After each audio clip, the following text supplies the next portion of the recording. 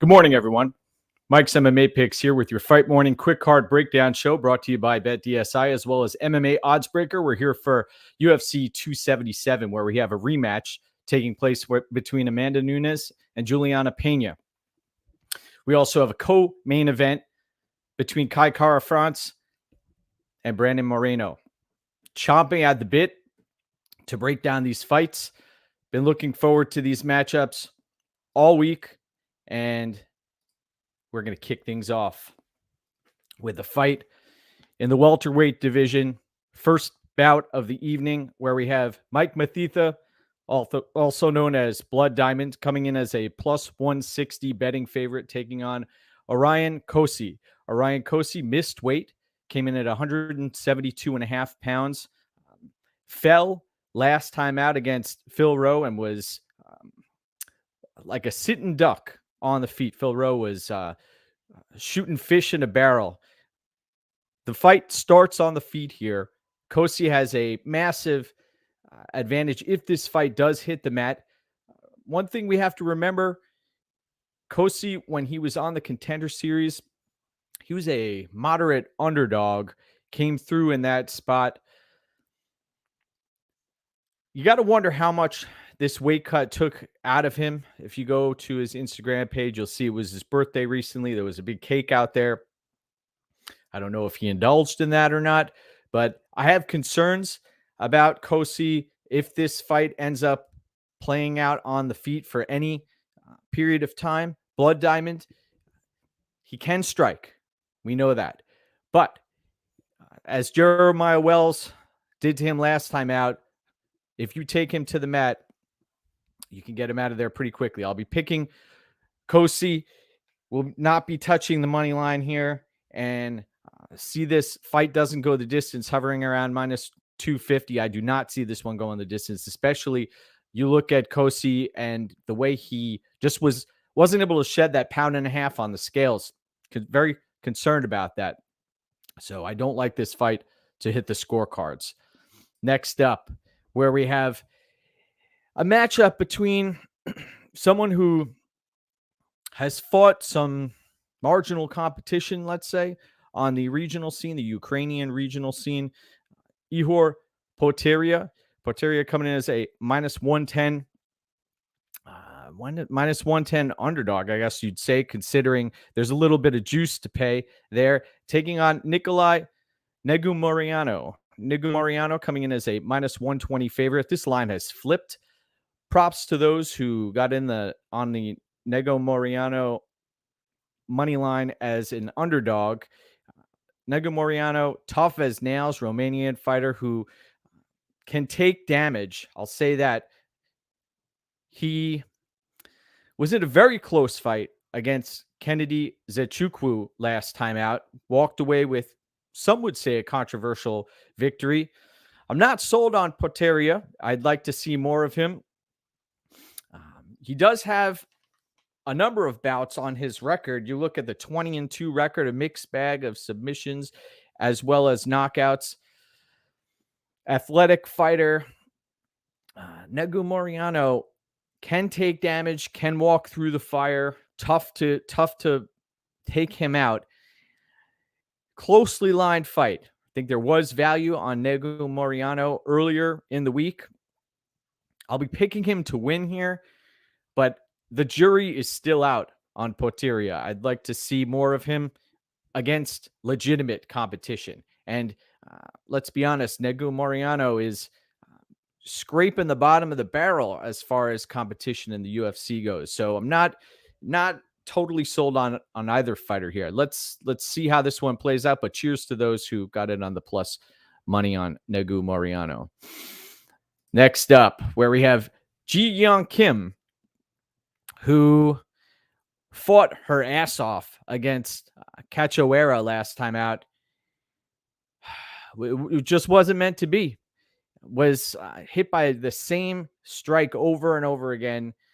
And she's taking on Jocelyn Edwards, who, oh my gosh, I'm getting agita just thinking about this matchup, because why does this matchup have to take place on a pay-per-view card? Edwards coming in as a minus 130 favorite here.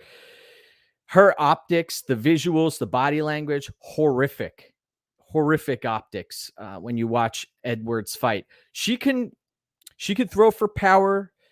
She can put volume on when she's on her back. Not much to offer. I believe this fight will be taking place on the feet, and Edwards, she strikes with more power, and I believe she's going to pull away with this fight. Kim,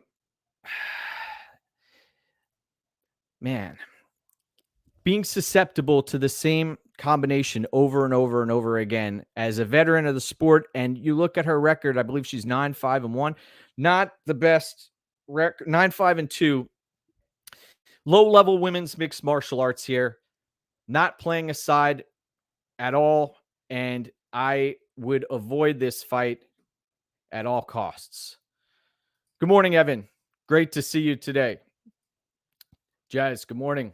Yes, I'm happy to be here. Happy to break down this fight card. We do have some fights on the fridge today. Got 3 plays up. Looking forward to this. It does feel very volatile to some degree. We're going to have to pick our spots. There are some very wide lines here. We'll get into one of them right now. Michael Morales taking on Adam Fugitt. Fugitt coming in as a plus 440 underdog. Very aggressive fighter. LFA win recently.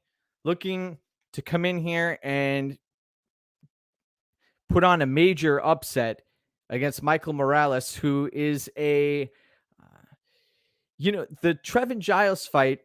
That was the first time we saw him against some real competition out there, and he looked phenomenal. Was not phased. Young kid too. You look at only 23 years of age. Solid fighter. Has a number of finishes on his record. Can mix up his arsenal of attacks. And I'll be picking Morales to win inside the distance. Fugitt comes in and looks to be very, very aggressive here. So I understand you want to come in and give yourself the best chance at victory. And one way to do that as a massive underdog is to surprise your opponent. So that, I believe, is going to be what takes place here. I'll be picking Morales, though, to win inside the distance. Next up, Drakkar Klose. Can you believe he's 34 years of age? He's been around the block, been fighting for quite some time. Minus 195 betting favorite, taking on Rafa Garcia, who Garcia coming in as the plus 155 underdog. Garcia, the Ronson bout, you saw he's adding new wrinkles to his game, completely annihilated Ronson outside in that spot. Had a loss that didn't necessarily look great against Nasrat Haqparast, and coming in here, still only 27 years of age, I believe, looking to put on a show in front of the Dallas crowd. By the way, the crowd here, I expect them to be boisterous, backing a lot of the Latino fighters. There'll be a bunch of fighters we'll be talking about up and down this card who are Texas-based fighters as well. In this spot, Drakkar Klose, very obscene price tag when it comes to DraftKings purposes. Garcia should be in this fight. I don't expect this fight to finish unless Drakkar Klose suffers an injury or we're unaware that he had a horrific weight cut. But he looked decent on the scales. This fight's expected to go to a decision at minus 180. I'll be picking Rafa Garcia to score an upset here. 27 years of age, getting better every time out. The Grutzmacher loss, yes, that was not a good look. Never want to go out like that. But in this spot, seems to be putting his game together and can fight with volume and go deep into fights too. That's a situation here where we saw Drakkar Klose. I know he blew his legs out against Benny Dariush, or Benny Dariush blew his legs out. Benny Dariush ended up, I believe, on the back of Drakkar Klose and was getting peppered and beaten to a pulp. One of the best comeback victories of all time. You have Benny Dariush on wobbly legs after riding the back of Drakkar Klose, came out and landed a hellacious combination to put Klose out. I do not trust Drakkar Klose, and I'll be picking Garcia. Wow. My goodness gracious. Why? Why does this fight have to happen? Hamdi Abdelwahab is making his UFC debut here against Don'Tale Mayes. Don'Tale Mayes is he's an athletic specimen. He has long reach, has you saw in the Parisian fight, was able to mix up his game, put Parisian on his back and grind out a victory. Abdelwahab fought in bare knuckles. Looks like he probably balloons up to about 290, 300 pounds between fights. This fight should not be happening at the UFC level. We have better options than this matchup. Some obscene lines that took place when this was opening. I'm not sure where and what tape folks were watching when they saw Hamdi fight. And Mayes should have the victory here with relative ease. The problem is we are dealing with heavyweights, and we know that in a heavyweight matchup, it sometimes only takes one strike to end the fight. This fight's not expected to go to a decision at minus 185. I think that's a solid number. Here. Abdelwahab, I don't trust his gas tank. This is somebody who you look at not only his physique, but the way he moves inside of the octagon and the opponents he's faced, hasn't really fought much adversity. And he'll likely face adversity here if he's not able to take Mayes out early.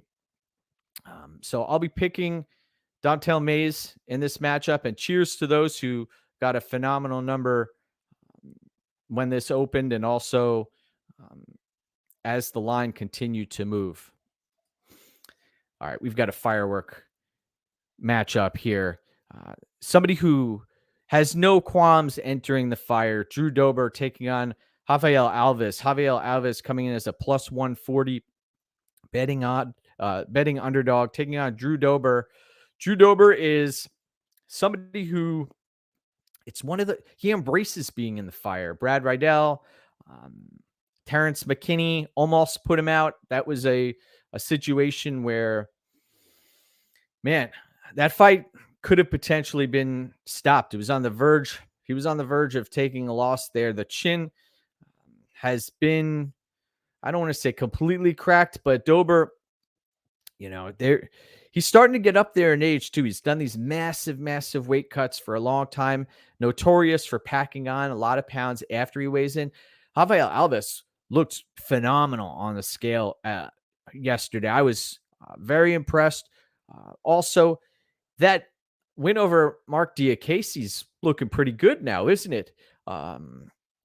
Against Ismagulov, hung in that fight, caused some problems for Ismagulov. We know how good Ismagulov is, very talented fighter.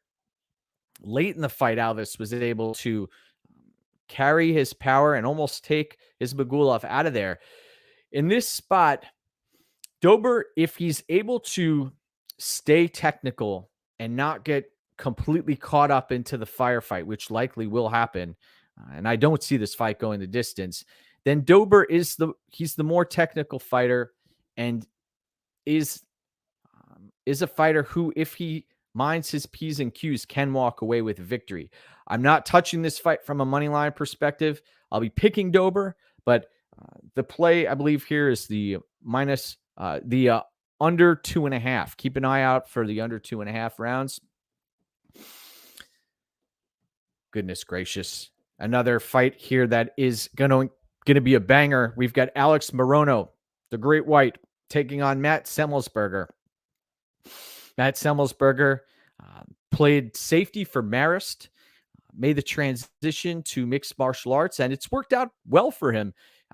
Natural, athletic fighter who has a great chin, can bang, has a reach advantage in this spot, has a huge wide margin as far as athleticism goes here. Alex Morono, I'd like for everybody to go back and take a look at his pre-fight interview here. He is very cerebral in his approach. Great guy. Seems like a great head on his shoulders. Fights out of a solid camp in Team Fortis.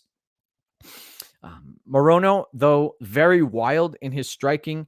The Mickey Gall fight, Gall could have won that fight.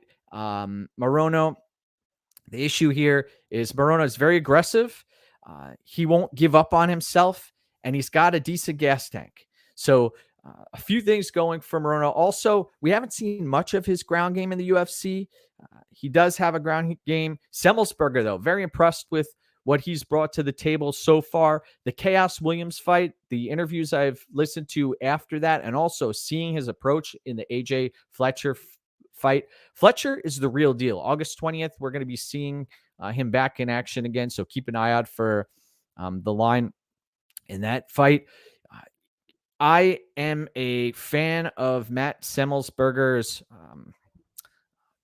his fight IQ, his technical ability on the feet when he's striking at range, his gas tank, and his power. Now, Semelsberger, let's be honest here, doesn't have much experience under his belt. So Morono has that in spades. And also, if Morono is able to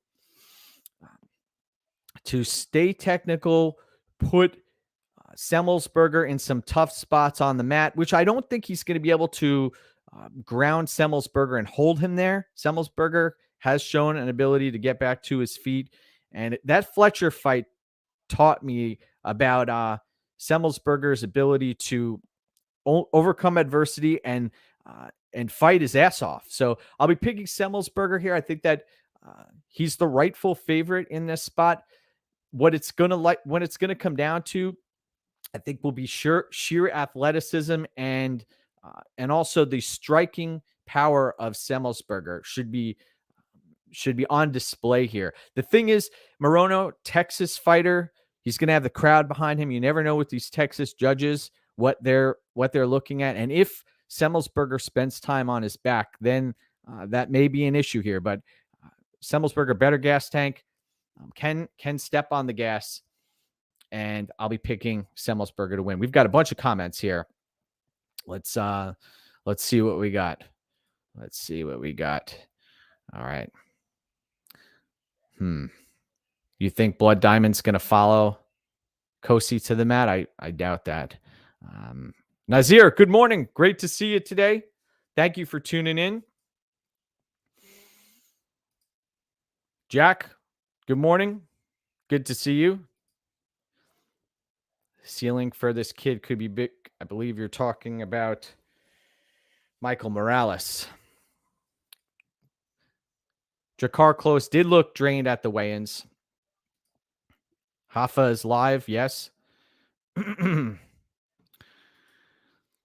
Jack's not impressed with Hamdi's work. I agree. Let's see. Yes, there was a very significant discrepancy in the scale yesterday. Drew Dober did not look like he was energized. He barely made it. Moise, great to have you on board. Appreciate you tuning in this morning as we continue this journey throughout all that is UFC 277. We're working our way through the card, and we're going to continue here where we have a fight that this line, I'm a huge fan of Magomed Ankalaev, I consider him to be the elite at light heavyweight. He is a fighter with not many holes in his game, suffered the loss to Paul Craig, and has really took off. The Thiago Santos fight, you saw a fighter who fought a very tentative game plan, someone who is capable of coming out and striking and living on the edge as well against Ion Cutelaba. The second fight, these guys were banging out there. The Volkan Ozdemir fight, very impressive. What blew me away was Ankalaev not taking Santos to the ground, testing out his striking, and going 5 rounds in a fight that really should not have been that close. Now, Anthony Smith, not sure what's going on here on the scale, looked pudgy, looked like he wasn't prepared, needed the box of shame, and Ankalaev, the sky's the limit for Ankalaev. Though you look at Anthony Smith, this is a fighter who's coming off of a 3-fight win streak. The line's continuing to balloon out. If Ankalaev, I personally line this fight around minus 390, minus 400 in regards to Ankalaev, but things are getting a little crazy with Ankalaev coming out to minus 600 in a light heavyweight matchup where Anthony Smith, his best shot here is to catch Ankalaev. And he is probably coming out guns blazing, looking to bring the fight to Ankalaev. One of the most dangerous things about Ankalaev is he can figure you out. And once he does, he's going to pick you apart and make you look silly. He did it against Krylov. He's done it against many of his opponents. Smith has to come out here with a very volatile approach, a kill or be killed attitude, and something that brought him success earlier in his career. So I'll be picking Ankalaev to win, and it's just a matter of, is Anthony Smith going to come out and be uber aggressive? Because that's his shot. And I do not like a minus 600 line. I think that's absurd. Let's see. If Smith gets his back, could be a problem. I believe Ankalaev is the best light heavyweight in the world. See, I agree with you on that. I don't see Ankalaev having his back taken, but Ankalaev I consider him the best light heavyweight fighter on planet Earth. Better than John Jones and many others. I know some may disagree with me. Some may say Jamal Hill will be fighting next week, but we'll see. We've got a few situations that need to be unraveled. Let's see. Apparently hasn't spent much time out at Factory X as usual, rather than trading with Weidman. Yeah, it's interesting. You don't see a path of victory for Anthony Smith, Marcus. Interesting. I see he could potentially clip Magomed Ankalaev. Ankalaev was clipped in his last bout against Thiago Santos. Don't forget that. Watch the tape back. You'll see it. But give me Ankalaev to win, not touching anything near anything over minus 400. No. Next up, where we have flyweights. By the way, if you have a chance, take a look at my pinned tweet. I have all of the matchups all of the action that I've had on the 4 flyweights, the 4 men's flyweight fighters who are competing. You can see all the results there dating back to early 2017. Next up, we've got Alexandre Pantoja taking on Alex Perez. Alex Perez plus 155 underdog here. Perez hasn't fought recently. It's been a couple of years. This is a fighter who has struggled on the scales. It's prevented him from competing many, many times. He made the weight yesterday. So feather in Perez's cap for making it to the fight. He almost made it against Matt Schnell, but that wasn't to be because Schnell didn't accept the fight. So Pantoja here, one thing that sticks out for me is the quickness, the discrepancy in quickness here. Pantoja is the much quicker fighter. Watch back the tape. Watch the Joseph Benavidez fight. Light years ahead as far as quickness goes. Perez, excellent wrestler, excellent fight IQ, great game plans, fights to his strengths. The kryptonite for Alex Perez is his submission defense. He's been submitted, I believe, in 4 of his 6 losses. He's going up against Pantoja, who is an interesting specimen because if you take him down, he can get stuck on his back and has and the opponent facing him can accrue top time, and that is a dominant position.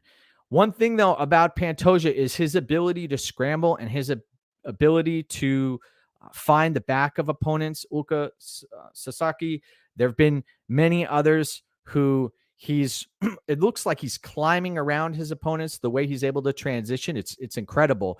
Pantoja could be and should be fighting for the title right now. He has wins over Kai Kara-France. He has multiple wins over Brandon Moreno, and he's not looking past his opponent here, Perez. Perez can come out and crack with the low leg kicks. We know that. He's tough as nails. I am not totally convinced in regards to Alex Perez's chin.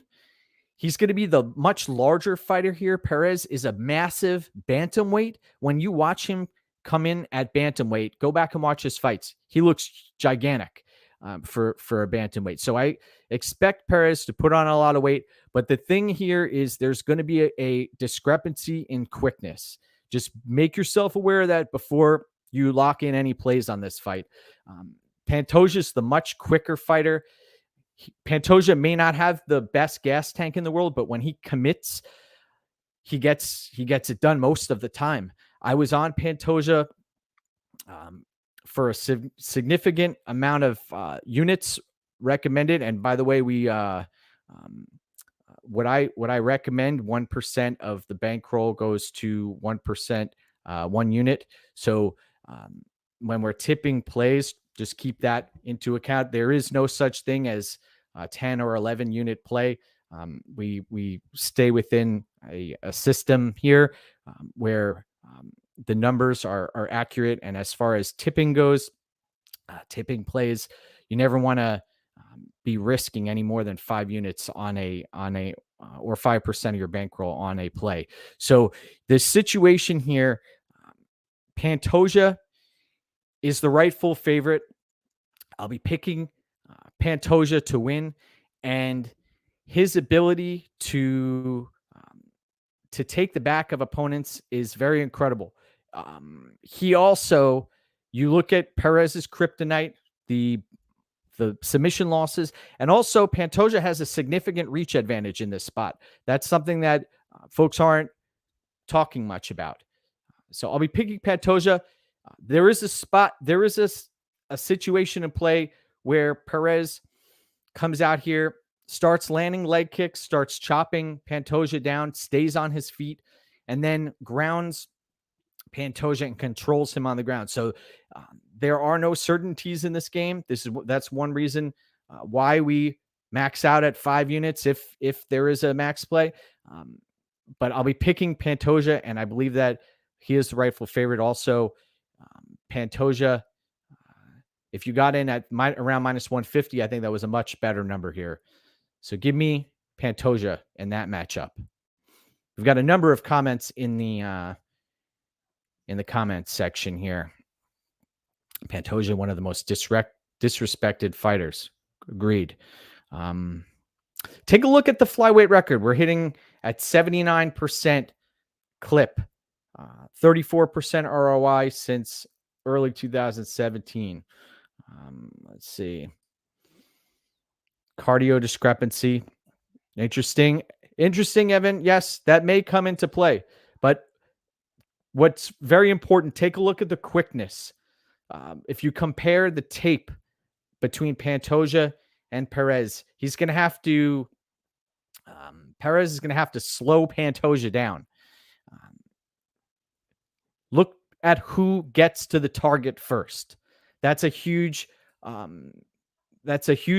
intangible when it comes to breaking down flyweight fights. And we'll talk about another flyweight fight in a couple of fights here. But before that, let's go to the heavyweights, where we have Derek Lewis taking on Sergey Pavlovich. Pavlovich coming in as a minus 150 betting favorite. It's interesting. This line was a pick'em at one point, and Pavlovich could have been had as a plus number.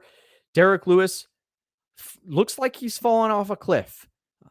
The thing is, though, the last thing to go is your power. And Derek Lewis coming in as a plus 120 underdog here in Texas. Someone who, the way he moves, the way his legs move around under his body, his knees, they're starting to look like there's some issues here. So I don't see this fight going the distance. I see it's at minus 600, minus 700. I don't go out of my way to play lines like that, but I think that this could be lined at around minus 800, minus 1,000, to be honest. Derek Lewis could potentially land one strike here and end the fight. Pavlovich, we've seen against Overeem. If he's the hammer, he's on fire. If he's the nail, it's a different story. And it only takes one strike to end the night. Am I going to bank on Lewis to land that hellacious strike? And I don't have my money on it. I don't have my money on this fight, but I will be picking Derek Lewis to put Pavlovich's lights out. Pavlovich will likely come out here very aggressive, and he'll look to put it on Lewis. Lewis will probably shell up, look like he's hurt, and then he'll, when he's playing possum, come back and KO Pavlovich. That's the way I see this fight ending. I am not playing either side of this fight, though. Interesting. All right. Look at this. Jazz is saying, peep that Lewis decision prop. Plus 900. He's never lost a fight outside of round one. Interesting. Marcus says his head says Pavlovich, heart says Lewis. Have to question Lewis's desire to continue fighting. I agree. I'm not touching this fight from a money line perspective. Interesting fight. All right. One of the most anticipated matchups on the card here. We've got Brandon Moreno taking on Kai Kara-France. Kai Kara-France coming in as a plus 170 underdog. This is a fight that we saw already play out. We hit Brandon Moreno last time as a plus 145 underdog to beat Kai Kara-France. Kai Kara-France had some success early, a lot of success early in the first fight. Brandon Moreno sitting at minus 210 at the betting window currently. Both of these fighters have evolved since that original bout. Moreno has picked up his game. He took the belt off of Davison Figueiredo. Jussier Formiga has beaten a number of high-quality fighters and done so in spectacular fashion, has shown off his chin, has shown off his... You know, it's one of those things. Do you want to see a fighter show off their chin? No, of course not. But he can absorb strikes and then come back and turn the table. It seems to fire him up at times. He wants to get it back. Brandon Moreno has a massive advantage here.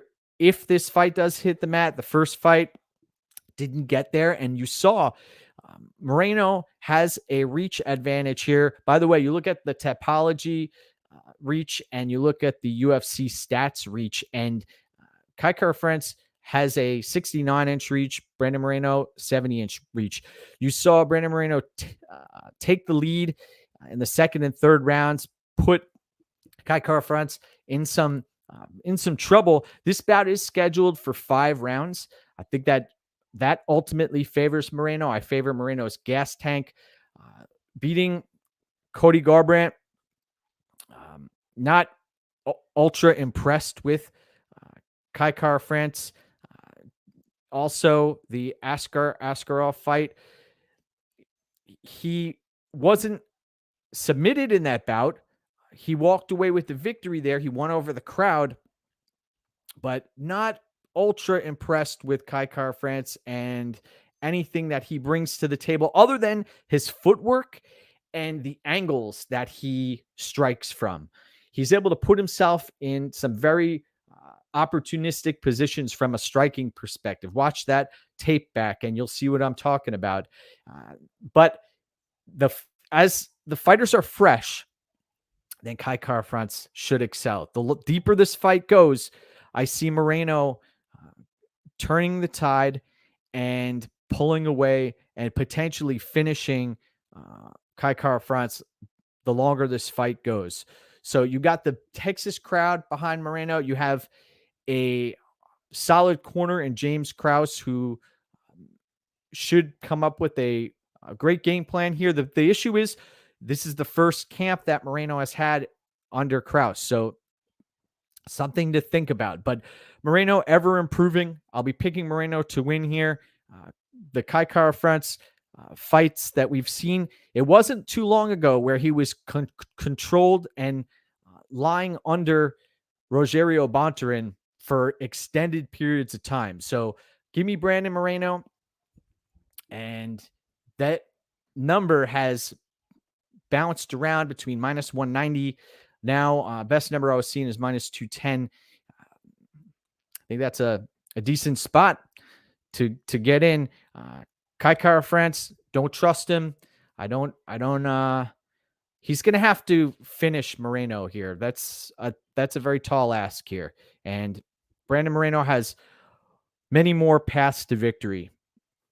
So give me Brandon Moreno in that matchup. We've got a number of comments here. Let's see. Evan saying, great co-main event. Love Brandon Moreno, and you believe he should be favored, but you don't want to bet against the momentum. Well, look where that momentum started and where it is now. I didn't make a play on the Askarov fight. Kai, KO or bust. How does he beat Moreno? Yep. We'll see. Oh, Steve. Yep. Okay. We've got a rematch here. We've got a rematch between a fighter that was originally lined around minus 800 or so in the first iteration of the bout, taking on Juliana Pena, who is coming in as a plus 215 underdog. Amanda Nunes, minus 270. I didn't have a play on the first bout. Cheers to the folks on the Pena side who cashed that ticket. This time around, there are some question marks. Let's be honest. Amanda Nunes left ATT, but you look at, this is a fighter who has 25 plus professional bouts under their belt. I don't hate on a fighter leaving to do their own camp at that stage in their career. They've had so much success. They know what they're doing. What happened in the first fight, you saw Amanda Nunes fall off of a cliff after dominating the first round, dropped Pena, controlled her on the mat. Pena, it's interesting. You listen to the corner, very telling after the first round, telling Pena, this is exactly where we want her. And Amanda Nunes wasn't able to stay evasive, did not move her head one iota, was getting jabbed by, look at the technical striking of Pena. It did not look, it wasn't visually pleasing, but Pena was throwing it out there and it was landing on the target.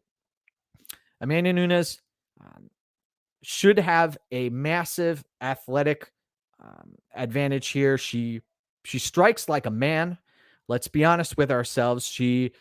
There aren't many strikers at 135 pounds and 145 pounds in women's mixed martial arts who are able to get the job done in that fashion. And Pena, she fared well in the boxing exchanges because Amanda Nunes was not concerned at all about what was coming back at her. So now she goes back to the drawing board and has, I believe, 7 months or so to get ready for this bet. I don't expect there to be a huge change in the cardio. So I'm expecting this fight to end inside the distance. I see it as Amanda Nunes potentially takes out Juliana Pena early. That is, I believe, is the most likely outcome here. And then what could happen again is Pena looks to grind Amanda Nunes and is able to zap her of her energy and take over the fight late and earn a finish. Pena, you watch back the Shevchenko fight, the GDR fights. Yes, she had some success during those bouts, but then ultimately succumbed. Amanda Nunes is the favorite here, should be the favorite here. Pena, everybody, it's interesting how much opinions can change after watching one bout. You look at Amanda Nunes and the streak that she was on. Yes, she was probably sleeping in silk sheets. Yes.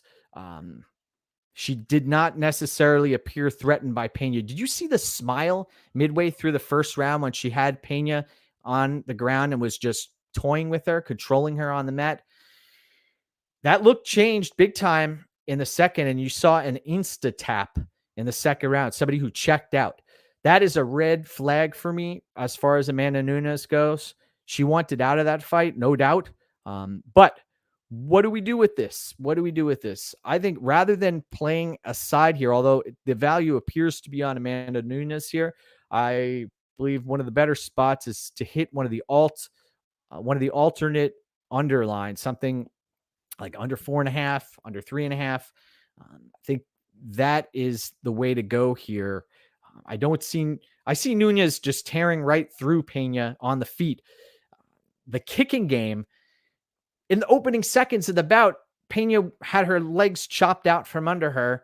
And granted, she knows it's coming this time around, but there's a huge discrepancy in the ability as far as striking goes. So give me Amanda Nunes and give me her inside the distance, but it would not surprise me to see that she runs out of gas and gets taken over by Juliana Pena late. But Amanda Nunes inside the distance is the pick, and I like the unders in that bout.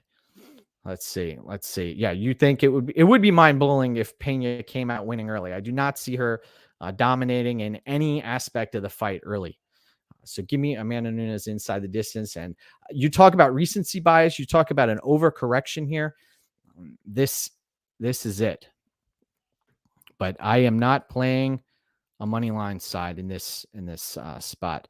Yes, Marcus, you are correct. The way she wanted out of that fight, disturbing.